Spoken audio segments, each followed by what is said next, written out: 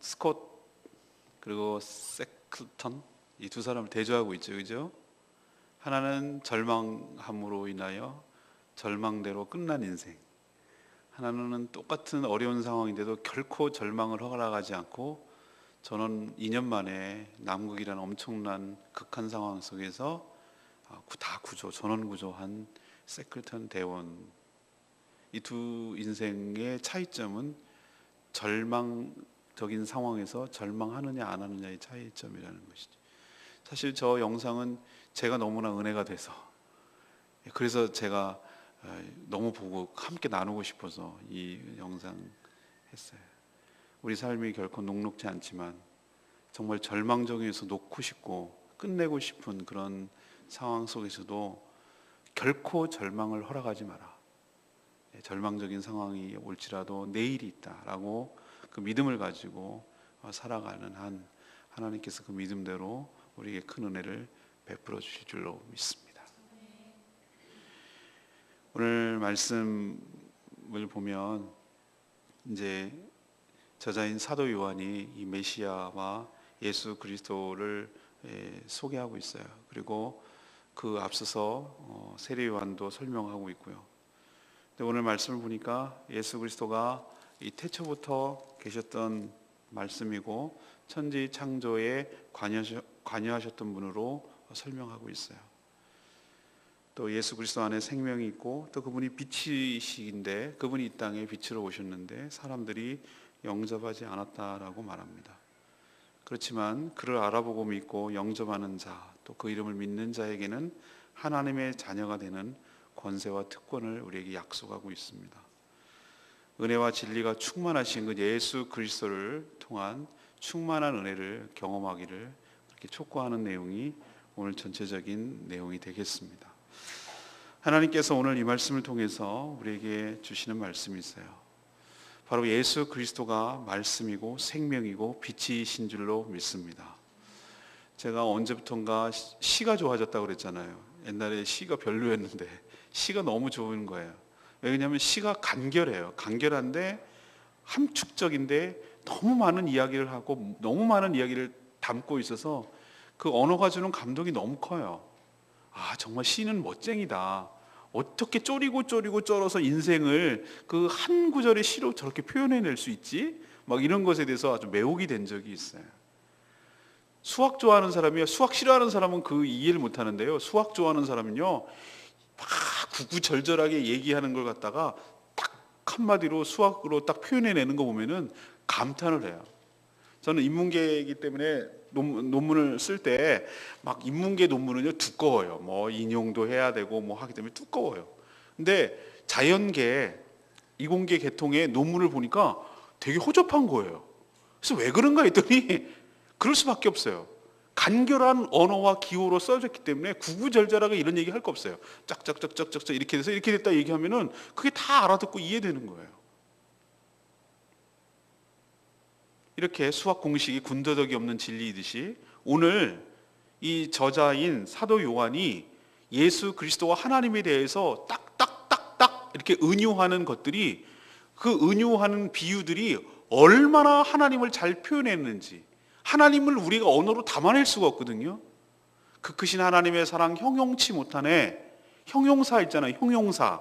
무엇을 그려낼 때 맛있다, 아름답다, 곱다 이렇게 무언가를 형용해야 되는데 그 언어가 있다는 것은 그것을 담아낸다는 거거든요. 아름다운 곱다 이런 걸요. 곱들락, 제주도 말로 곱들락이라고 그러거든요. 그걸 담아내는 언어가 있기 때문에 그것을 담는 거예요. 근데 하나님이라는 존재는 계신데 그것을 인간의 언어로 표현할 수가 없기 때문에, 그 사랑이 너무나 크기 때문에 그 찬송가를 지은 사람이 뭐라 그러냐면 하나님의 사랑을 형용치 못하네 이렇게 얘기했어요. 근데 그 형용치 못하는 그 하나님을 이 저자인 사도 요한이 하나님이 누구신지에 대해서 언어로 탁탁탁탁 이렇게 정확하게 설명해내는 것에 전 탐복하고 탁월해요. 오늘 말씀에 보면은 첫 번째로 뭐라고 얘기합니까? 예수님이 그분은 태초부터 계셨던 말씀이래요. 1절에 뭐라고 그랬어요? 태초에 말씀이 계시니라고 그랬어요. 그 태초는 이 천지 만물을 창조할 때 그 태초가 아니에요. 그것도 우리가 보기에는 엄청난 태초인데 그 이전의 태초를 말하는 거예요. 원래 근원적인 태초. 그 우주도 뭐도 아무것도 없을 때 원래부터 있던 그 근원, 그것을 여기서 말하는 거예요. 이 지구가 만들어지고 해가 만들어지고 그 태초, 그 시작점도 아니에요. 그 훨씬 전부터 누가 계셨는가? 말씀이 계셨어요. 말씀은 말에 높인 개념이 아니에요, 여기서는. 우리는 이것을 한국어로 이것을 말씀이라고 번역했지만 이 원래 쓰여졌던 헬라어는 로고스예요, 로고스. 근데 우리는 잘 번역했어요. 전 점수를 주자면 한 80%, 80점 주고 싶어요. 중국어는 도예요, 도. 가끔 역전에 가면 도를 하십니까? 이렇게 말하는 그 도 있잖아요. 중국어 성경은 도라고 되어 있어요. 이 말씀이 도라고 본 거예요, 자기 개념에는. 우리는 말의 높임말이 말씀이라고 본 거예요. 근데 그게 더 나은 것 같아요, 제가 보기에는. 근데 원어로 치면 로고스인데, 로고스는 뭐냐? 굳이 번역을 하자면 진리라고도 번역할 수 있고 지혜라고도 번역할 수 있고 원리라고도 번역할 수 있는 그 어떤 독특한 개념이 로고스예요. 그 원어를 통하니까 이 개념을 알겠어요. 우리는 말씀이라고 알고 있지만 예수님이 신약 성경에 나타나는 것이 아니라 구약에도 존재하신 분인 줄로 압니다. 지혜가 너희를 부르니라. 잠언, 시편, 이 말씀에서 지혜가 나를 부른대요. 지혜가 어떻게 인격체예요? 근데 지혜가 나를 부른대요. 알겠네요. 말씀이라는 개념에서 뭔가 높인 것을 알 수 있듯이 신약 구약에서는 지혜라고 말하는 걸 봐서 이것은 무형체가 아니라 지혜, 똑똑한 지식 이런 개념이 아니라 이런 죽어있는 개념이 아니라 살아있는 인격체인 줄로 믿습니다. 이게 말씀의 형태로 존재하셨던 거예요. 진리의 형태로 존재하시고 지혜로 계셨던 거예요. 원래 태초부터, 처음부터. 그분이 예수 그리스도예요. 그가 창조에 관여하셨어요. 3절에 보세요. 만물이 그로 말미암아 지은 바 되었어요. 지은 것이 하나도 그가 없이는 된 것이 없느니라. 이 얘기는 그를 통해서 모든 것이 만물이 지어졌다는 거예요. 우리는 핸드폰이든지 이 건물이든지 그냥 마구잡이로 짓는 거 하나도 없어요. 설계도라는 게 있어요. 작으면 작은 대로 설계도가 복잡해요. 이 건물도 다 설계도 아래로 그려내. 우리 도면이 있어요. 이 조그마한 무엇도 설계를 하고 구상을 하고 만들어요. 근데 이 모든 우주와 이 질서 정연한 이 우주가 아무 생각 없이 저절로 됐다고요? 전 그렇게 말하는 게 더 힘들겠네요. 뭔가 설계도에 의해서 움직여졌어요. 뭔가 생각에서 나왔고 지혜에서 나왔어요. 바로 예수 그리스도로 말미암아 창조된 줄로 믿습니다. 그분이 지혜거든요. 그분의 머리에서, 그분으로부터 나온 거예요. 그렇기 때문에 그분은 창조주예요. 그런데 그는 뭐라고 얘기냐면 오늘 1절에 2절에 보니까 태초에 하나님과 그분이 함께 계셨대요. 근데 그 말씀이 또 하나님이래요. 여기서 정말 미치겠어요. 우리 논리로는 안 맞아요. 그것까지는 이해하겠죠? 그 말씀이 하나님과 함께 계셨어요. 다른 인격체인 건 알겠죠? 근데 그분이 하나님이래요. 이건 어떻게 설명해야 되죠? 우리 인간의 머리로는 이건 이해할 수가 없어요. 근데 우리는 그걸 믿음으로 받아들일 때 이게 이해가 되기 시작해요. 여기서부터 삼위일체 교리라는 게 나와요. 분명히 다른 인격체인데 말씀으로 계신 성자 예수 그리스도, 그리고 이 모든 창조 사역의 주역이 되시는 창조주 되시는 하나님 아버지가 따로 계셨는데, 따로 다른 인격체인데 함께 계셨는데, 근데 그분이 곧 하나님이래요. 우리가 여러분 기억하시려면 전 비유를 그렇게 듭니다. 어떤 두 존재가, 두 인격체가 따로따로 있는데 이 두 인격체가 너무너무 사랑해. 사랑은 희한하게 끌어당기는 속성이 있고 하나가 되려는 속성이 있어요. 원래 그게 사랑의 속성입니다. 여러분 눈에 넣어도 안 아파라는 말 아시죠? 사랑이 극치를 달 때 내 눈에 넣어도 안 아파라고 말하는 것은 얼마나 사랑했으면 내 안으로 들어가도 난 그게 이무롭지 않아, 그런 뜻이잖아요. 두 인격체가 너무너무 사랑하시는 관계예요. 아버지 하나님과 아들 예수 그리스도가 사랑해요. 사랑하면은 모든 것을 다 주고도 남김이 없다 보니 어디까지 가느냐? 하나가 돼버려. 두 인격체가 하나가 돼버려. 하나님이 어떻게 존재하시는가, 예수 그리스도가 어떻게 존재하는가, 분명히 다른 인격체인데 우리는 아들 예수님이 이 땅에 사람을 오시고 그 아드님을 얘기하는 하나님 아버지가 따로 계시다는 걸 알아요. 근데 그분은 너무 사랑하는 관계이기 때문에 한 하나님으로 계세요.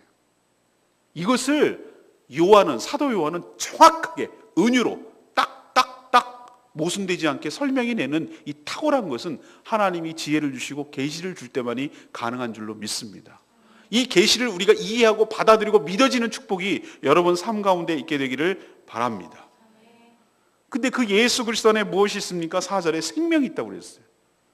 생명이 있다는 것은 그가 살아있다는 개념이 아니라 모든 생명이 그로부터 나온다는 거예요. 생명력이 그로부터 나온다는 거예요. 살아있는 모든 것들은 그로부터 나온다는 거예요. 이 지구상에 만약에 해가 가려지면 여기 있는 모든 생물은 다 죽어요. 지네가 살아가는 줄 알았더니 그게 아니었어요.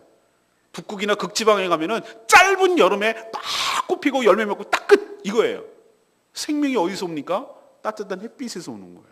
그런 것처럼 모든 살아있는 생물들, 모든 살아있는 인격체의 생명의 근원은 거기서부터 오는 거예요. 왜? 그분이 생명이니까. 거기서 나온다는 거예요.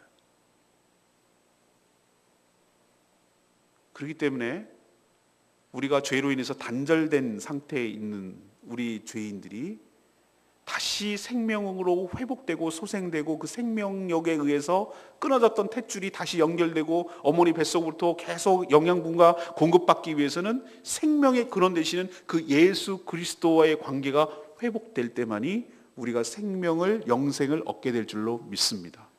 왜? 그분이 생명이니까. 또 그분이 뭐라고 얘기합니까? 그분이 빛이래요. 이 생명은 사람들의 빛이라고 그랬어요. 빛이 어둠에 비쳤다고 그랬어요. 우리 존재는 어둠이었어요. 어둠은 빛을 이기지 못해요. 어둠은 뭔가 빛이 없는 게 어둠이에요. 빛이 나타나니까, 비치니까 비로소 자기가 어둠이라는 걸 알게 되고 자기의 실체를 보게 되는 것이에요. 바로 죄 가운데 어둠으로 사는 이 땅에 그분이 빛으로 오셨다고 그랬어요. 생명인데 그분은 또 빛의 형태로 오셨어요. 빛이라는 것이 얼마나 적절한 비유인지 몰라요. 하나님은 영이신데 그 영을 우리는 영이신 하나님이 죄 가운데 있기 때문에 볼 수가 없었어요. 근데 그분이 빛으로 이 어둠 가운데, 죄 가운데 있는 우리들에게 오셔서 그 영광스러운 하나님을 우리가 직접 대면할 수 있도록 했기 때문에 빛이라는 은유가 굉장히 적절해요. 근데 사람들이 그 어둠이 빛을 깨닫지 못했어요.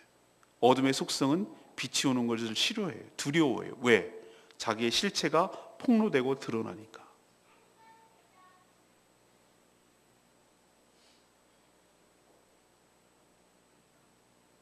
사랑하는 여러분, 예수 그리스도를 이기는 어둠은 없습니다. 또 그를 능가하는 지혜도 없습니다. 그분이 생명과 축복의 근원이신 줄로 믿습니다. 이번 주일날 설교가 그겁니다. 우리가 주 예수 그리스도를 아는 만큼 그것이 우리에게 복이 될 줄로 믿습니다. 아는 만큼 믿어지고 믿어지는 만큼 우리에게 축복이 될 줄로 믿습니다. 예수 더 알기 원함은 내 평생의 소원이라고 찬양 가사가 있어요. 예수 더 알기 원함은 그곳, 이 찬양 아시죠? 내 평생의 소원, 내 평생의 소원이라고 그랬어요. 소원이 얼마나 많은데도 불구하고 그 찬송과 가사를 썼던 사람은 왜 평생의 소원이 예수 그리스도를 아는 것이라고 얘기했을까? 왜? 예수 그리스도를 아는 것만큼, 알면 알수록 그것이 우리에게 축복이고 은혜이고 그것이 바로 지혜이기 때문에 그런 줄로 믿습니다. 오늘 사도 요한은 뭐라고 얘기했어요? 예수 그리스도 이렇게 정확하게 묘사하고 설명하고 정확하게 꿰뚫고 그것을 얘기해 주는 게 얼마나 좀 감사한지 몰라요. 예수 그리스도는 말씀인 줄로 믿습니다. 그분이 지혜인 줄로 믿습니다. 그분이 생명이에요. 그리고 그분이 하나님이에요. 그분이 빛이에요. 그분이 이 땅에 오셨어요. 그분이 영으로 우리 안에 계세요. 그분 때문에 우리가 생명을 얻었어요. 그분 때문에 우리의 어둠이 물러가게 됐어요.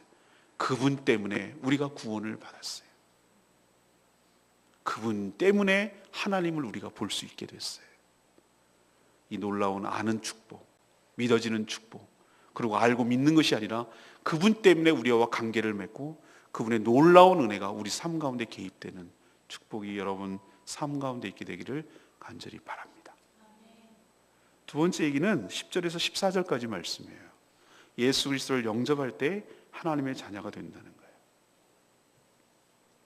생명이자 빛이신 예수님이 죄 때문에 어둠에 사로잡힌 이 땅에 오셨다 했죠. 그러나 세상은 그분에 의해서 창조가 됐는데 그분이 주인이신데도 불구하고 오늘 뭐라고 그랬어요? 몰라봤다고 그랬어요. 그리고 배척했다고 그랬어요. 빛으로 자신의 어둠을 비춰 드러내는 것이 두려웠기 때문에, 어둠으로 숨고 자신의 죄가 은폐되기를 바랬기 때문에 세상은 빛으로 오신 예수 그리스도를 거부하고 싫은 거예요. 하나님은 아주 단순하면서도, 그런데 어쩌면 가장 힘들고 어려울 것 같은, 어려운, 오직 은혜로만 가능한 구원의 방법을 제시하셨어요. 이렇게 거역하고 이렇게 거절하고 이렇게 거부하는 이 세상을 향해서 하나님이 제시한 구원의 방법은 딱 하나예요. 아들 예수 그리스도를 영접하는 자, 곧 그 이름을 믿는 자. 영접한다는 것이 곧 그 이름을 믿는 것이라고 봤어요. 사람들이 너무 헷갈리고 어려워하고 안 배운 사람들은 모를 수 있으니까, 너무 어렵고 구원이 난해하고 고등지식이고 그러면은 너무 힘들면 사람들이 너무나 차별을 받으니까 학력차가 나고 남녀차가 나고 무슨 차가 없어야 돼요. 근데 아주 심플하면서도 아주 가장 단순한 거, 예수 그리스도를 웰컴, 환영하느냐 거절하느냐, 이거 딱 하나 보기로 했어요. 예수 그리스도를 영접하는 자는 곧 그 이름을 믿는 자라는 거예요. 그 믿는 자에게는 하나님의 자녀가 되는 특권, 권세를 주신다고 약속한 줄로 믿습니다. 영접이란 그분을, 예수 그리스도를 내 마음으로 모시는 거예요. 내 마음에 좌정하시기를 원하는 거예요. 내 마음의 가장 중심에 그분을 주인으로 모신다는 거예요. 그 이름을 안다는 것은 그분의 존재를 믿는다는 뜻이에요. 이때 내부에서 주인이 바뀌는 혁명이 일어납니다. 그전에는 누가 주인이었냐면은 내가 주인인 것으로 알고 있는데 나의 뒤에서 죄와 사망으로 장악하고 날 끌고 다니는 사단이 나의 주인이었어요. 근데 예수 그리스도를 영접하는 순간, 그분을 주인으로 바꾸는 순간 놀라운 혁명이 일어나는데, 주인이 바뀌는 혁명이 일어나게 되는 줄로 믿습니다. 그게 존재의 변화가 일어난다는 거예요. 사람의 자녀에서 하나님의 자녀로 바뀌는 역사가 일어나게 되는 줄로 믿습니다. 이게 얼마나 놀라운 축복이냔 말이에요. 어떻게 인간이 하나님의 자녀가 되냐고요. 제가 누누이 설명했잖아요. 누가 나를 낳아주느냐가 나의 존재가 결정된다고. 강아지는 죽었다 깨어나도 옷 입고 댕기고 커피 마시고, 침대에서 자도 개는 개예요. 지네 엄마가 개거든. 개엄마거든, 개엄마. 원숭이가 아무리 옷 입고 담배 피고 다 하고 뭐 해도 원숭이는 원숭이에요. 왜? 지네 엄마가 원숭이거든. 우리는 사람의 자녀예요. 사람의 자녀예요. 엄마 아빠 사이에서 태어난 사람의 자녀라고. 죽었다 깨어나도 하나님의 자녀가 될 수 없어요. 근데 하나님께서 놀랍게도 하나님의 자녀를 만드시는 축복을 주셨는데, 하나님이 낳아주셔야 돼. 우리를 낳아주셔야 돼. 그래야 하나님의 자녀가 되는 줄로 믿습니다. 근데 그 낳아주시는 방법이 딱 한 가지예요. 예수 그리스도를 믿는 것, 영접하는 것, 그 이름을 믿는 것, 환영하는 것, 그분을 주인으로 영접하는 것. 그 순간에 그것만 해도 놀라운 일인데 존재가 변화하는데, 그것이 사람의 자녀에서 하나님의 자녀로 바뀌게 되는 줄로 믿습니다. 그 얘기는 뭔지 아세요, 여러분? 너무 이것을 쉽게 생각하는데 우리가 하나님의 존재가 된다는 뜻이에요. 사람의 존재에서 하나님의 존재가 된다는 뜻이에요. 모든 인간들과 지금 이 인류 역사상에서 모든 종교들이 꿈꾸는 게 뭔지 아세요? 꿈꾸는 게 뭔지 아세요? 내가 신이 되고 싶어 하는 거예요. 불교도 참선하고 해탈해서 부처가 되는 게 꿈이에요. 도교도 뭐시요? 그 무릉도원에 들어가는 게 꿈이에요. 신선처럼 살아가는 게 꿈이에요. 신이 되는 거예요, 신이. 근데 그 방법이 안 된다는 거예요. 하나님이 제시하는 방법은 그렇게 해서는 방법이 아니라 하나님이 우리를 영으로 낳아주시는 거예요. 그게 거듭나는 건 줄로 믿습니다. 존재 변화가 그렇게 일어나는 거예요.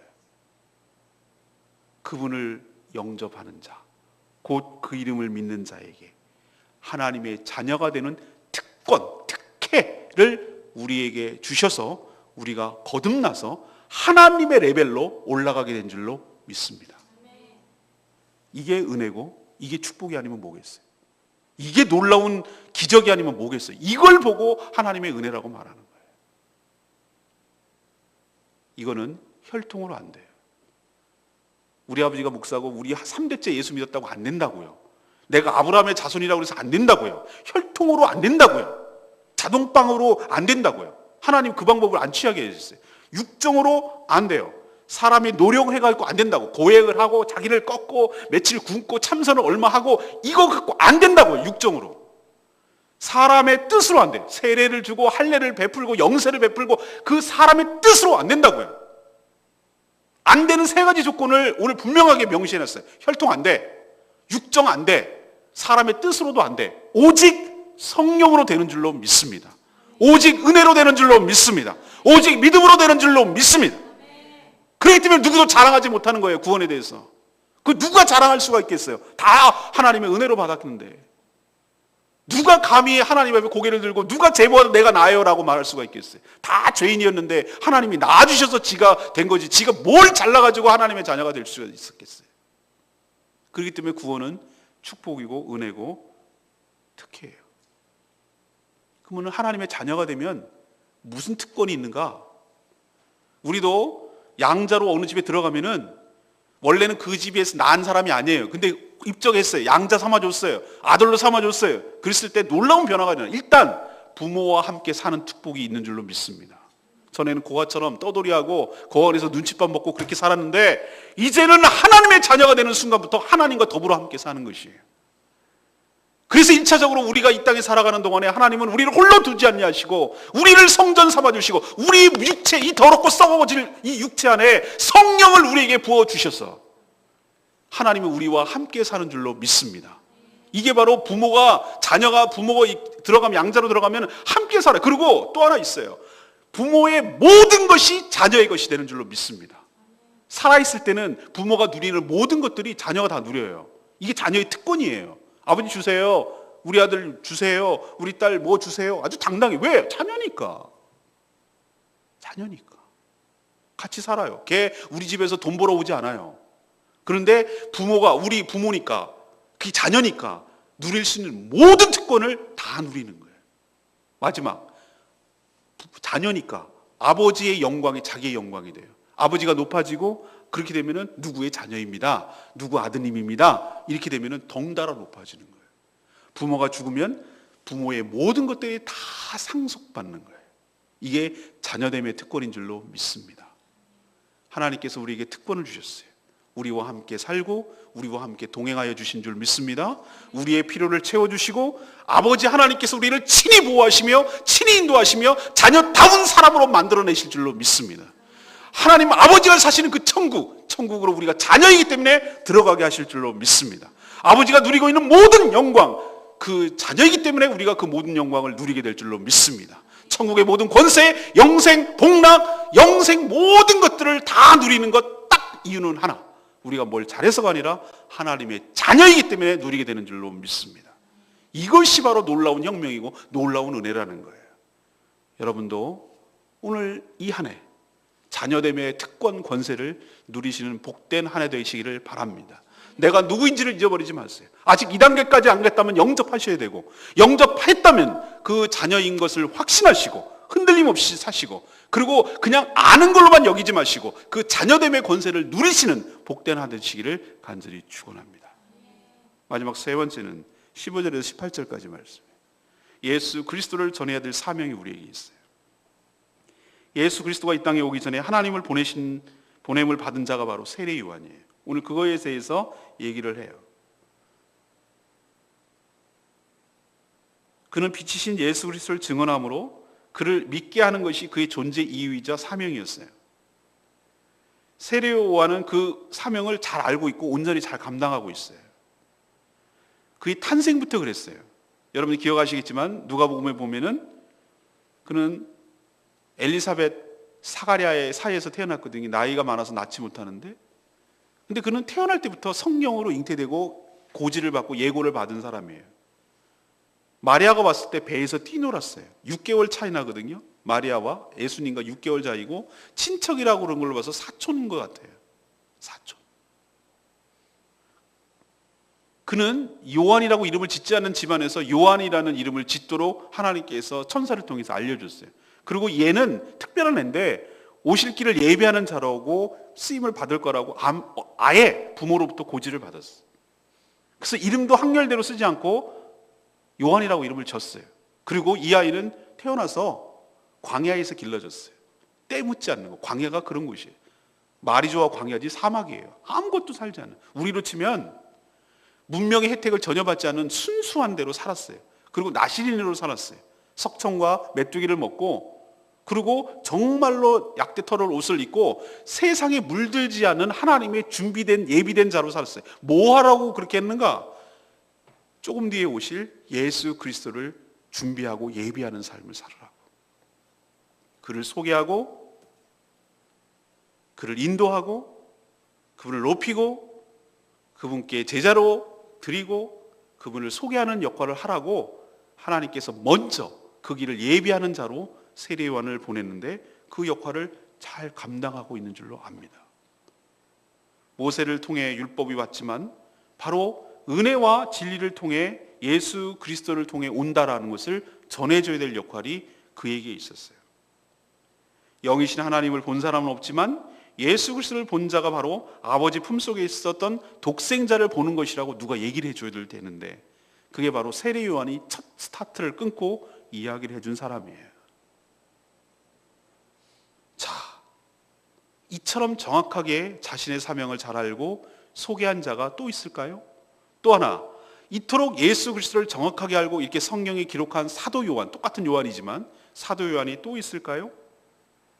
우리도 어떻게 해야 사명을 감당하는가? 주일날 설교가 그겁니다. 정체성, 아이덴티티에 대해서 얘기할 건데, 내가 누구인지를 알 때 내가 온전히 사명을 감당하게 될 줄로 믿습니다. 예수 그리스도의 나와의 관계를 분명히 알 때, 나와 하나님과의 관계를 알 때, 하나님이 나를 왜 이 땅에 생명을 주시고 왜 이 땅에 보내는지를 알게 될 때, 내가 뭘 해야 될지를 알게 되는 축복이 있게 될 줄로 믿습니다.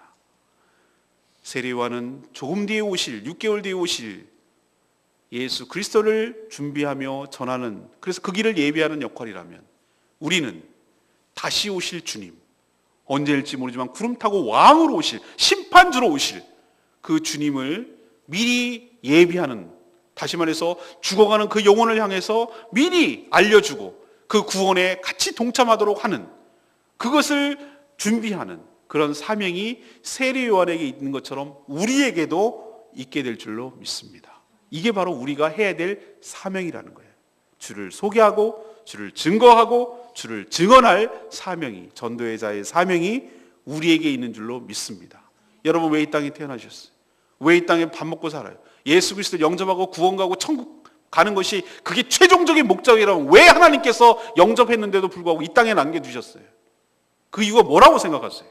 그것은 바로 세례 요한처럼 예수 그리스도 다시 오실 그분을 준비하며 예비하며 전도자의 삶을 살라고 하나님께서 우리에게 사명이 있기 때문에 이 땅에 생명을 주시고 남겨주시고 그 일을 하라고 우리에게 은혜를 베풀어 주시는 줄로 믿습니다.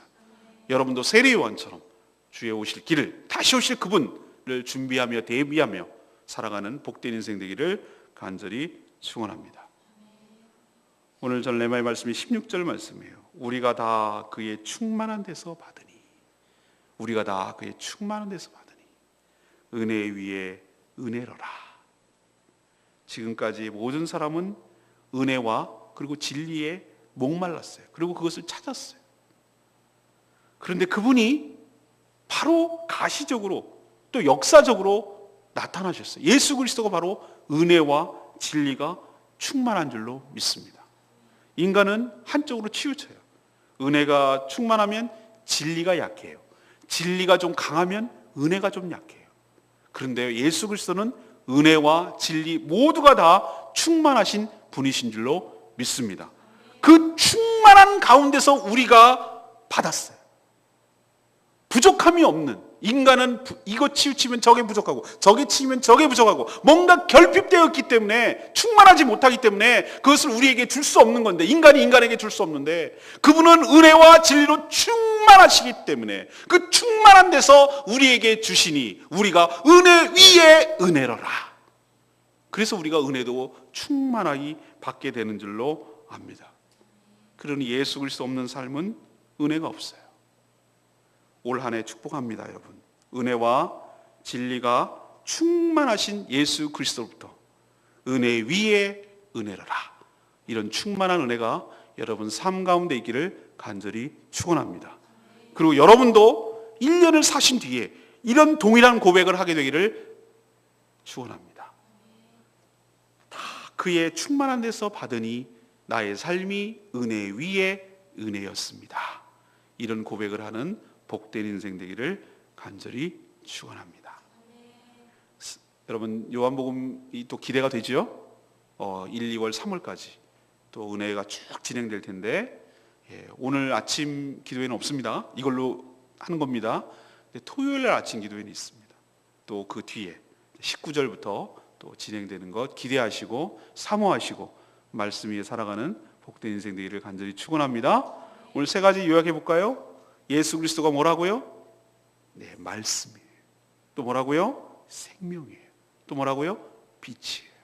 그 은유가 갖는 의미를 정확하게 알고 그분을 제대로 알고 제대로 믿는 여러분 되기를 바랍니다.